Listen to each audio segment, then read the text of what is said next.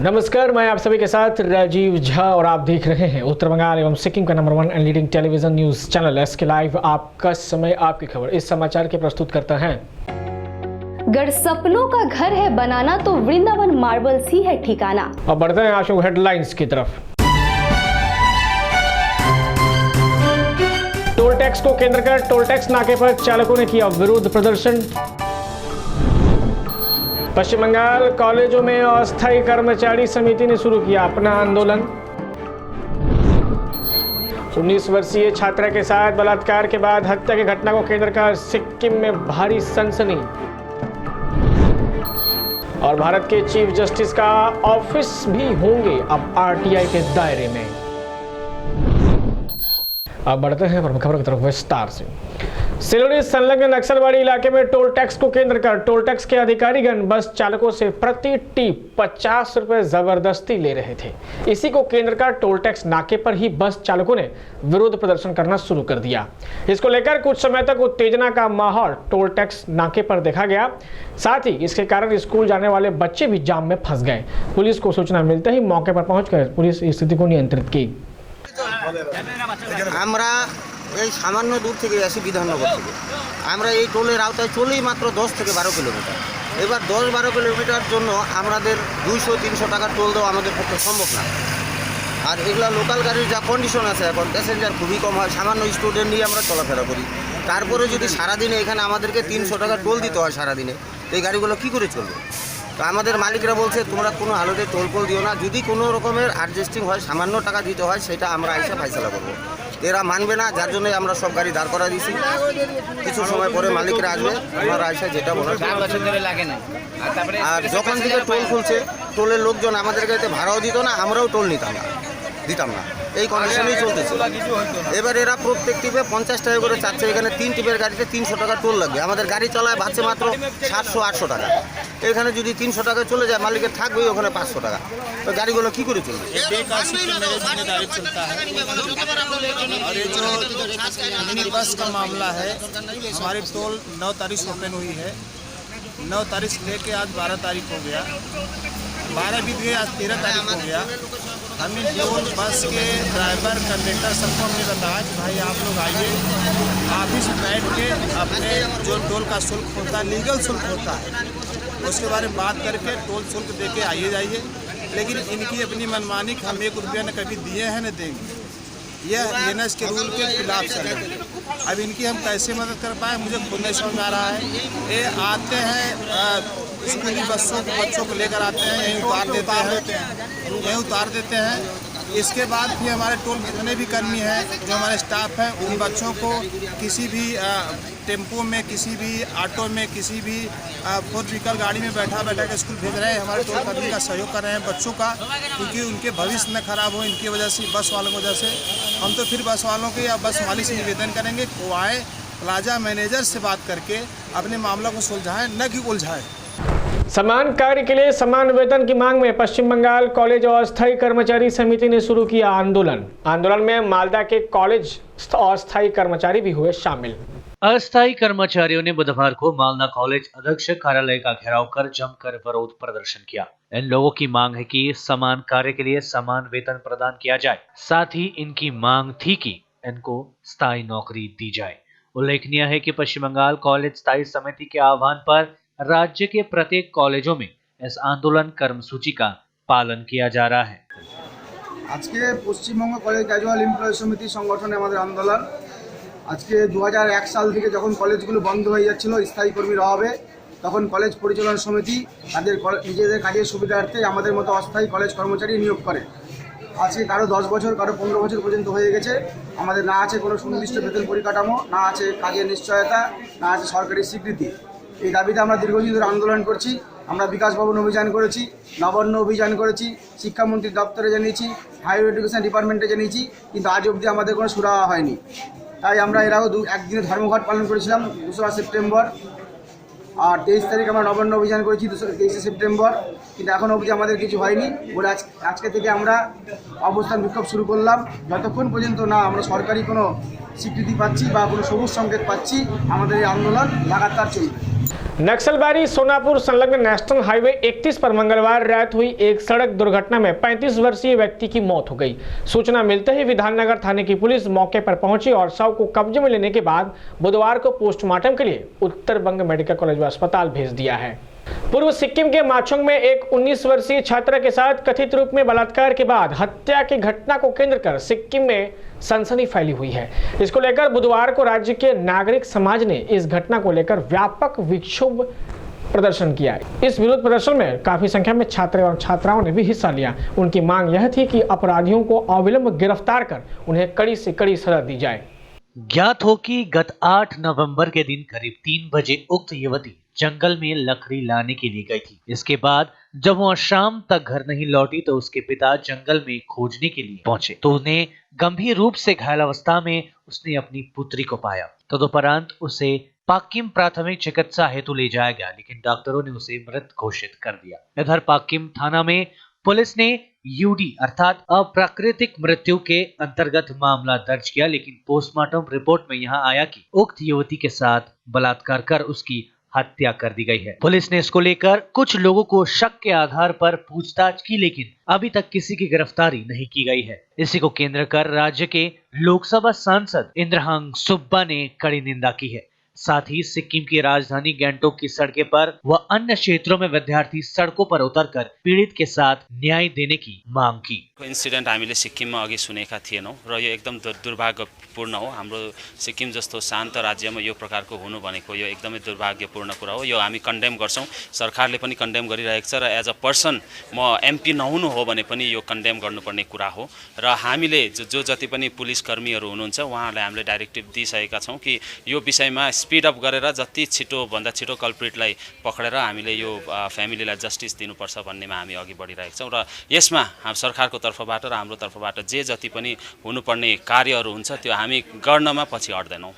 Socialist unity centre of India की ओर से उत्तर बंगाल के विभिन्न जिलों में प्रथम श्रेणी से पास फेल पद्धति शुरू करने, शराब को बंद करने, चाय बागान श्रमिकों की न्यूनतम मजदूरी सुनिश्चित करने व बंद कल कारखानों को वापस खोलने के साथ घृणा की राजनीति बंद करने को केंद्र कर सिलीगुड़ी के बाघाजन पार्क से सैकड़ों कार्यकर्ताओं को लेकर एक रैली निकाली गई। यह रैली एयरवे मोड़ पर जाकर एक विक्षोभ सभा में परिणत हो गई। इस सभा में प्रधान रूप में उपस्थित थे पश्चिम बंगाल के राज्य स्तरीय सदस्यगण व अखिल भारतीय श्रमिक नेता कॉमरेड अचिंत सिंह के साथ अन्य नेतागण। प्रोग्राम राज्य कमिटिर पक्ष থেকে पार्टी আমরা একটা অভিযান সংগঠিত করছি এখানে শিলিগুড়িতে উত্তরকন্যা অভিযান, আর একটা এই মুহূর্তে হচ্ছে কলকাতায় হেদুয়া পার্ক থেকে নবান্ন পর্যন্ত। রাজ্য সরকারের সঙ্গে সম্পর্কযুক্ত 11টা দাবি নিয়ে আমাদের এই অভিযান। কলকাতাতে রাজ্যপালের কাছে একটা আমরা আলাদা করে ডেপুটেশন দিচ্ছি। নবান্ন অভিযান যেটা, উত্তরকন্যা অভিযান যেটা, সেখানে আমাদের দাবি 11টা এবং 11টা দাবি দেখলে আপনারা বুঝতে পারবেন যে সিপিএমের অপশাসনের উত্তরাধিকার বহন করছে, বিশ্বস্ত উত্তরাধিকার বহন করছে তৃণমূল সরকার। সিপিএমের আমলে আমরা পাসপোর্ট ফিরিয়ে নেওয়ার দাবিতে আন্দোলন করেছি, এই আমলে আমাদের সেই দাবিতে আন্দোলন করতে হচ্ছে। সিপিএমের আমলে পশ্চিমবাংলায় নারী নির্যাতন ধর্ষণের ক্ষেত্রে ছিল 1 নম্বর স্থানে সারা ভারতবর্ষে। তৃণমূল সেই আসন ধরে রেখেছে। নারী ধর্ষণ অত্যাচারের ক্ষেত্রে আজকে পশ্চিমবাংলা ভারতবর্ষের শীর্ষস্থানে। সিপিএমের আমলে শিক্ষার ক্রমশ অবনমন শুরু হয়েছিল, এই আমলে শিক্ষার অবনমন ধারাবাহিকভাবে বর্তমান। আজকে পশ্চিমবাংলার অবস্থান 37 নম্বরে শিক্ষার ক্ষেত্রে। সমস্ত দিক থেকে এই রাজ্য পিছিয়ে পড়ছে। আমরা পাসপোর্ট ফিরিয়ে দেওয়া, নারী নির্যাতন বন্ধ করা, মদের ওভার লাইসেন্স দেওয়া বন্ধ করা, জিনিসপত্রের দাম কমানোর জন্য কার্যকরী ব্যবস্থা নেওয়া, চা শ্রমিক সহ সমস্ত শ্রমিকদের জন্য মিনিমাম ওয়েজ চালু করা, এই দাবি আমাদের রাজ্য সরকারের কাছে। কেন্দ্রীয় সরকারের কাছে আমাদের বক্তব্য হচ্ছে যে রাজ্যপালকে আমরা দিচ্ছি, এই মুহূর্তে কেন্দ্রীয় সরকার ভারতবর্ষের জনগণের বিরুদ্ধে একটা যুদ্ধ ঘোষণা করেছে বলে আমরা মনে করি। রাজনীতির ক্ষেত্রে, আর্থিক ক্ষেত্রে, সাংস্কৃতিক ক্ষেত্রে BJP government has declared war against people. তারা আর্থিক ক্ষেত্রে উদারীকরণের নীতি, রেলগাড়ি বেসরকারীকরণ, প্রতিরক্ষা বেসরকারীকরণ, ব্যাংক বেসরকারীকরণ থেকে শুরু করে সমস্ত শ্রম আইনের সমাজবিরোধী পরিবর্তন করা, পাশাপাশি কালচারালি সামাজিক ক্ষেত্রে সমাজের জনগণকে বিভক্ত করা, ধর্মের ভিত্তিতে দেশপ্রেমের নামে দেশপ্রেমের উগ্র স্লোগান তুলে কার্যত দেশের জনগণের বিরুদ্ধে একটা যুদ্ধ ঘোষণা করেছে কেন্দ্র বিজেপি সরকার, যেটা খুব বিপজ্জনক। এর সর্বশেষ উদাহরণ এনআরসি। নির্বাচনের সময় উত্তরবঙ্গ সফরে এসে মোদী প্রথম পশ্চিমবাংলা মানুষকে বলেছিলেন যে আমরা বেঙ্গল এনআরসি চালু করব। মানুষের ভোট তারা পেয়েছে, দার্জিলিং সিটে ওরা জিতেছে, আলিপুরদুয়ারে জিতেছে, কুচবিহারে জিতেছে। তার প্রতিদান হলো যে উত্তরবঙ্গের মানুষ, বাংলার মানুষ তাদেরকে এই রাজ্য থেকে বিতাড়িত করার একটা পরিকল্পনা।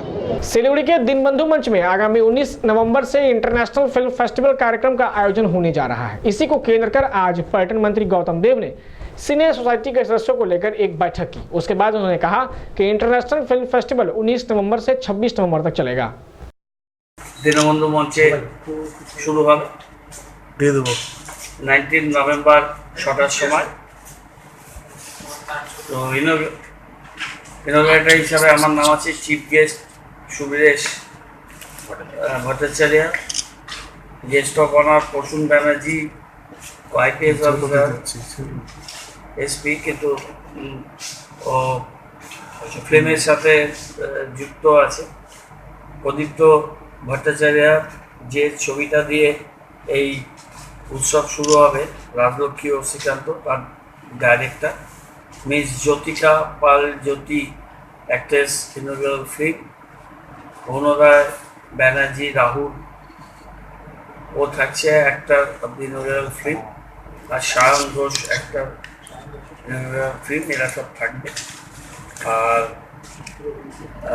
ডক্টর সঞ্জীবন দত্ত রায় উনি প্রিজাইড করবেন এই সেরেমনিতে, ফেস্টিভ্যাল উদ্বোধনী অনুষ্ঠান। আর টোটাল স্ক্রিনিং হবে 17টা ফিল্ম আর 11টা দেশের ফিল্ম এখানে দেখানো হবে, এবং আরও খুঁটিনাটি বিষয়গুলো আছে সেগুলো আছে।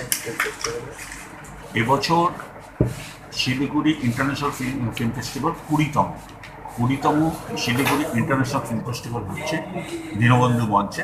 প্রত্যেকবারের মতো এবারও 19 থেকে 26 নভেম্বর এই অনুষ্ঠানটি অনুষ্ঠিত হবে। এবার উদ্বোধনী অনুষ্ঠানে আমাদের আপনারা জানেন যে একটা নতুন একদম আধুনিক প্রজন্মের বাংলা ছবি একটা হচ্ছে, সেটা হচ্ছে রাজলক্ষ্মী ও শ্রীকান্ত, যার নির্দেশনা করছেন প্রদীপ্ত ভট্টাচার্য। তার ছবি দিয়ে আমরা উৎসবের উদ্বোধন করছি। सिलीगुड़ी नगर निगम 31 नंबर वार्ड घुघुमाली बाजार संलग्न जुड़ापानी नदी की सफाई सिलीगुड़ी नगर निगम की ओर से स्थानीय पार्षद के नेतृत्व में हुई थी, लेकिन सफाई के बावजूद भी इस नदी में काफी गंदगी अभी भी मौजूद है, जिसको एसके लाइव के कैमरे में कैद किया गया है। इस संबंध में स्थानीय पार्षद रंजनशील शर्मा का क्या कहना है, जानिए आप। না, নদীটা 40, 39, 38 এইসব সমস্ত হয়ে গিয়ে আমার এখান থেকে গিয়ে 36 হয়ে 35 হয়ে বেরিয়ে গেছে, 34 হয়ে বেরিয়ে গেছে। তো কাজেই মানে পাচ্ছি না, বারবার করে পরিষ্কার করছি, বিভিন্ন জায়গায় বাজারে থার্মোকল, সবার একটা গার্বেজ ফেলার জায়গা হয়ে গেছে নদীটা। তো আবার এবার কিছুদিন আগে বৃষ্টি হলো, সেই বৃষ্টিতে আবার থার্মোকল জমেছে, আবার পরিষ্কার করব। কিন্তু এতে মানুষ যদি সজাগ না হয়, মানুষ যদি সচেতন না হয়, তাহলে এই নদী পরিষ্কার রাখা খুব কঠিন। বিশেষ করে আমাদের ওই নদীর ব্রিজটা হলো হিম পাইপ দিয়ে তৈরি, ফলে থার্মোকল যত এর নদীর উপরে যত নোংরা ফেলা হয় সবই আমার এখানে আটকে থাকে, এবং বারবার করে আমরা চেষ্টা করেছি এটাকে পরিষ্কার রাখার, মানুষকে সজাগ এবং সচেতন হওয়ার জন্য অনেকবার বলেছি, তবুও কারা করছে, কীভাবে করছে বুঝতে পারছি না। মাছের বড় বড় বাজার রয়ে গেছে, মাছের সমস্ত থার্মোকলের প্যাকেট এগুলো ফেলে দিচ্ছে বিভিন্ন জায়গার থেকে। তো কাজেই আমরা চেষ্টা করব আবার পরিষ্কার করা, কিন্তু আর কি করতে পারি, মানুষকে তো আর এর বেশি বাধ্য কীভাবে করব, কখন ফেলে কীভাবে ফেলে, কিন্তু মানুষ যখন নোংরা দেখে তখন তো এই অভিযোগগুলো আসে। তো আমি চেষ্টা করেছি বারবার করে করার, আবারও করব, যে আরও মানুষের বৃহত্তর স্বার্থে পরিষ্কার রাখার চেষ্টা করব। सुप्रीम कोर्ट ने अपने ही बारे में लिया बड़ा फैसला। भारत के चीफ जस्टिस का ऑफिस भी होगा अब आरटीआई के दायरे में। सुप्रीम कोर्ट के चीफ जस्टिस का ऑफिस भी कुछ शर्तों के साथ सूचना के अधिकार कानून आरटीआई के दायरे में आ गया है। सुप्रीम कोर्ट ने बुधवार को ऐतिहासिक फैसले में कहा कि सीजीआई का ऑफिस भी पब्लिक अथॉरिटी है। इसे सूचना के अधिकार कानून की मजबूती के लिहाज से बड़ा फैसला माना जा रहा है। सुप्रीम कोर्ट ने कहा कि सभी जज आरटीआई के दायरे में आएंगे। सुप्रीम कोर्ट ने इस तरह से साल 2010 के दिल्ली हाई कोर्ट के फैसले को बरकरार रखा है। सुप्रीम कोर्ट ने कहा कि पारदर्शिता के मद्देनजर न्यायिक स्वतंत्रता को भी ध्यान में रखा जाना चाहिए। फिलहाल हम ले रहे हैं एक ब्रेक। आप कहीं मत जाइए, बने रहिए SK लाइव के साथ। गर सपनों का घर है बनाना तो वृंदावन मार्बल्स ही है ठिकाना। जी हाँ, अपने ग्राहकों की विभिन्न आवश्यकताओं को पूरा करने के लिए उत्पादकों और सेवाओं की एक विस्तृत श्रृंखला। वृंदावन मार्बल्स घर के सजावट, सैनिटरी वेयर, बाथ फिटिंग से लेकर मार्बल्स, टाइल्स और ग्रेनाइट उत्पादकों की जरूरतों के लिए किफायती दामों में एक ही ठिकाना। मार्बल्स के मंदिर और मूर्तियों का भंडार इस क्षेत्र में और कहीं नहीं। Vrindavan marbles, eastern bypass road, Siliguri. Contact number 9832832811। क्या आपके घर में शादी है, कोई फंक्शन तो होगा, तो उसकी वीडियोग्राफी और फोटोग्राफी तो करवानी है। आज तकनीक दिनों दिन बदल रही है, कहीं गलत हाथों में मत पड़ जाइए। तरीका बदल गया है, आप भी बदलिए। याद रखिए सिडवैप्स ही आधुनिक तकनीकों के साथ अपडेट रहता है और आपके बजट के अनुसार ही वीडियोग्राफी और फोटोग्राफी करते हैं।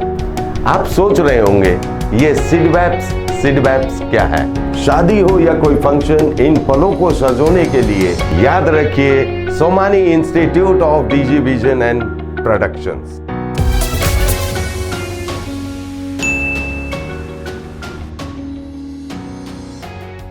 ब्रेक के बाद एक बार फिर से आप सभी का स्वागत है SK लाइव में। बढ़ते हैं खबरों की तरफ।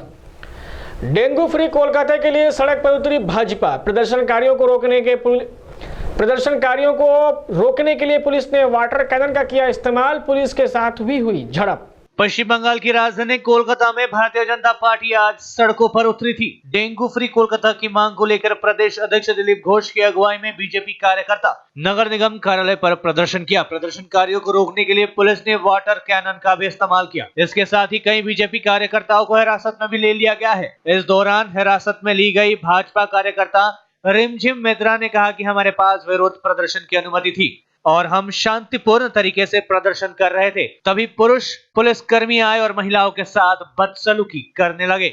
मालदा शहर के रानी मोड़ इलाके में स्थित तृणमूल कांग्रेस पार्टी कार्यालय में आयोजित एक कार्यक्रम में पुरातन मालदा भावुक ग्राम पंचायत के भाजपा पंचायत प्रधान, 2 पंचायत सदस्य सहित कुल 4 लोग आज तृणमूल कांग्रेस में शामिल हो गए। इस अवसर पर पुरातन मालदा ब्लॉक पर्यवेक्षक तथा जिला तृणमूल पंचायत समिति सभापति मृणालिनी मंडल सहित अन्य नेतागण उपस्थित थे।